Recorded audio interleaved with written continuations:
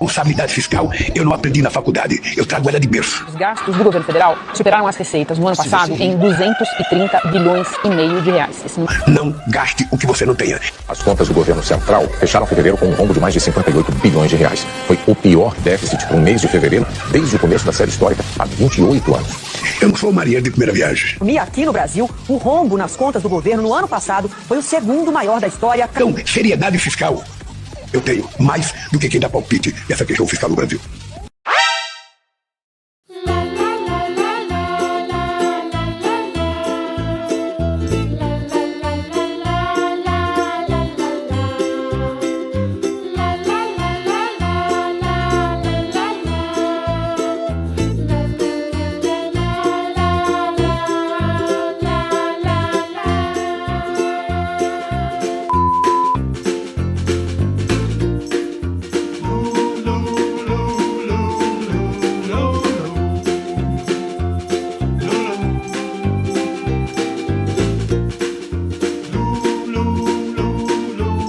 Notas da comunidade. Por exemplo, no X, só pode dar nota da comunidade quem é verificado. Verificado é aquele pontinho azul e você tem que pagar por isso. Então não é bem comunidade, é de pagantes, é de assinantes. Né? Então há uma diferença já aí. O que já, desculpa te interromper, o que já altera a amostra, né?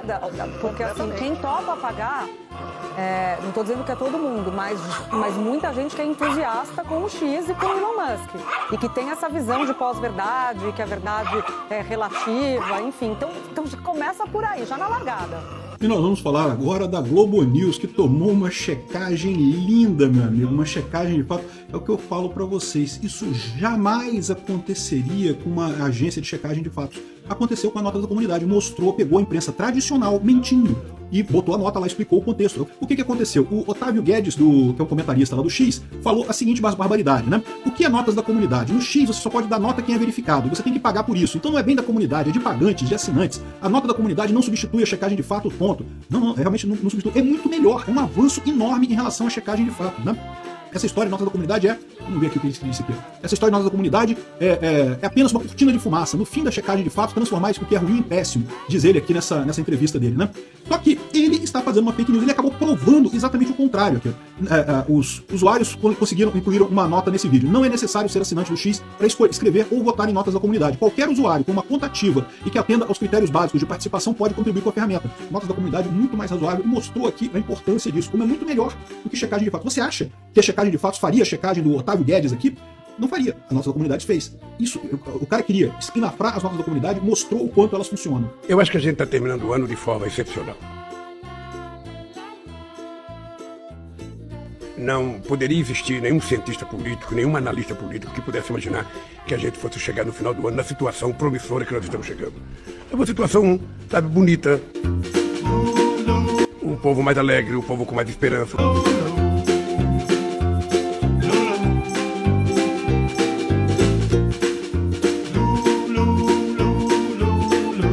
O Brasil crescendo, o desemprego caindo.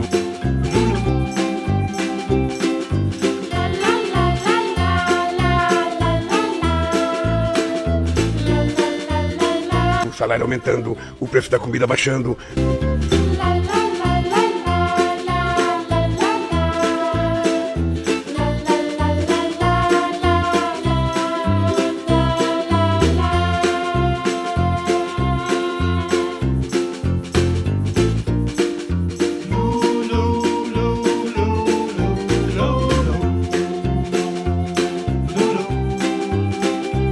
Sabe, o Brasil voltando a ser respeitado no mundo.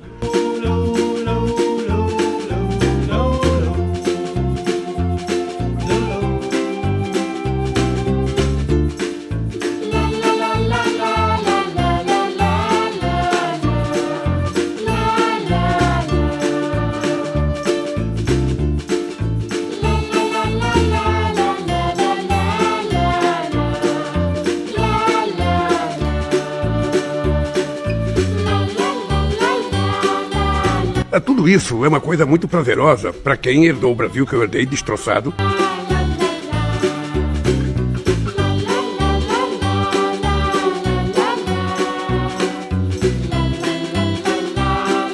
aqui as 5 principais mentiras que ele falou durante seu discurso e por que a última mentira, inclusive, vai complicar muito mais ainda a nossa economia, vai fazer o dólar subir e com certeza a inflação subir também. Mas vamos lá. Logo de cara já solta a primeira. Repetir o seguinte: não existiu rombo fiscal. Pausa.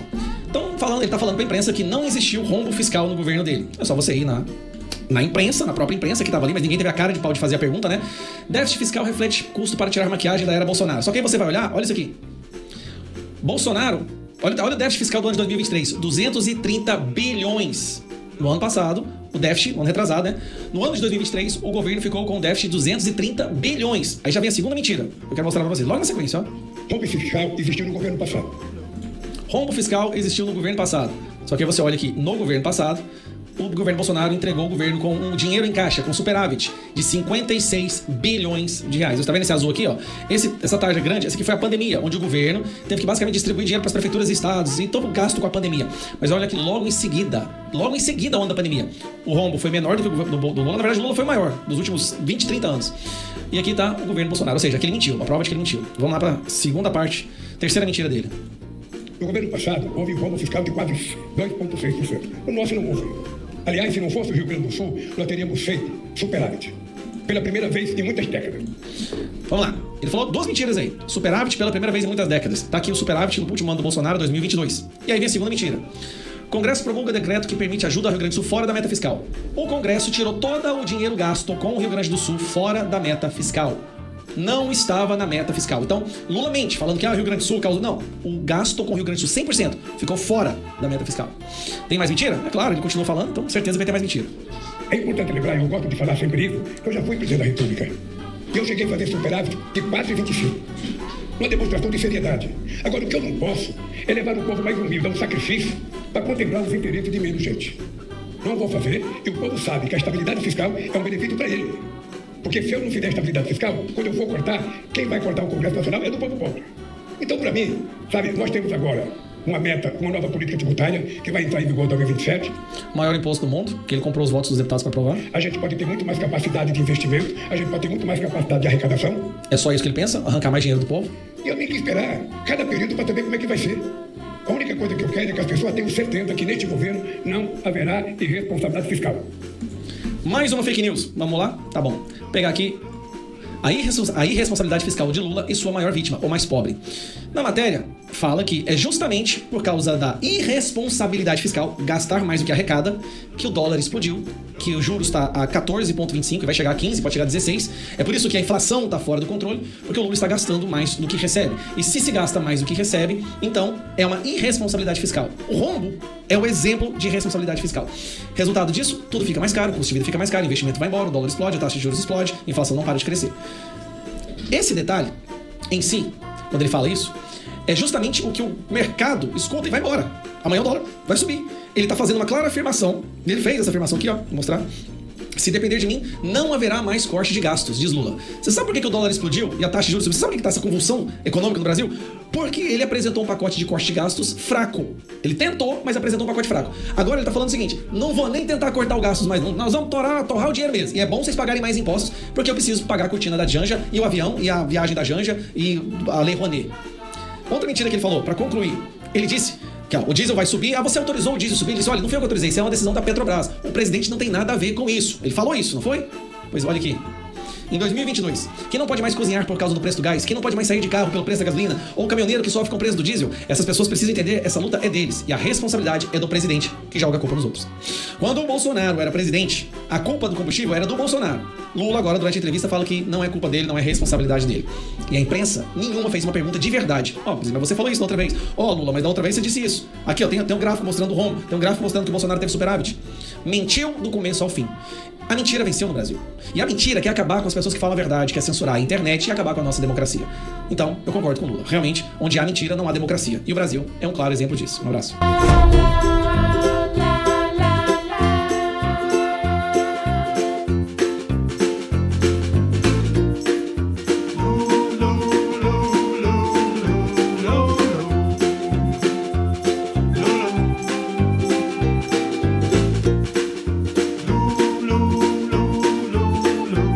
Não se preocupe com pesquisa, porque o povo tem razão. A gente não está entregando aquilo que a gente prometeu. A gente não está entregando aquilo que a gente prometeu. Então como é que o povo vai falar bem do governo se a gente não está entregando?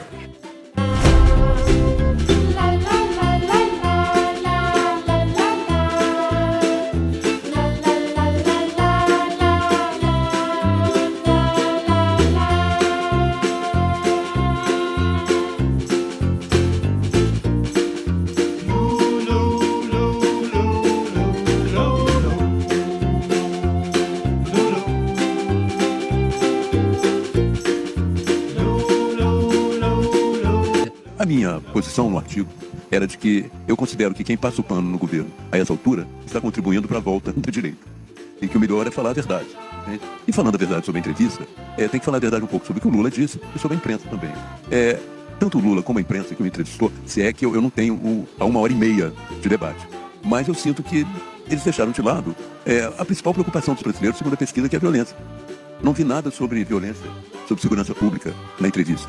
E essa é a principal, na pesquisa, a principal preocupação. Uma outra preocupação muito grande na pesquisa é sobre corrupção. Também não se falou nisso. Mas esses são temas do Bolsonaro, são temas da direita. Não, são temas que preocupam a população. Eu acho que deveriam ser ditos. Também acho que o Lula está um pouco fora da realidade. E ninguém diz a ele que ele está fora da realidade, e a própria imprensa não consegue perceber que ele está fora da realidade. Ele diz assim, olha, no meu governo não será derrotado, porque nós temos, na rua nós vencemos todos, nós somos invencíveis nas ruas. E a minha experiência de rua, de olho, ouvido, é de que alguns meses, talvez anos, a direita tomou conta mais da rua do que a esquerda.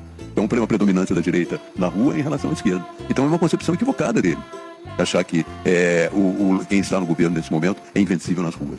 Pelo contrário, acho que até o momento as ruas têm demonstrado uma posição majoritariamente voltada para a oposição. Essa é a minha sensação, entende?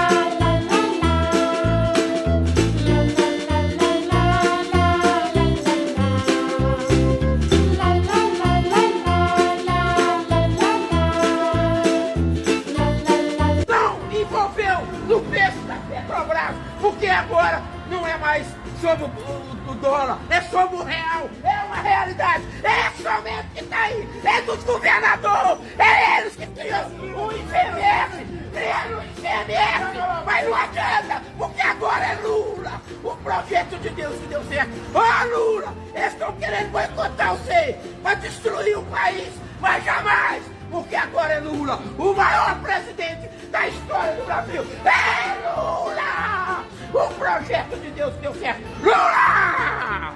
Pior, né? Olha o preço da carne. 200 gramas de carne, rapaz. 250 gramas de carne, R$20.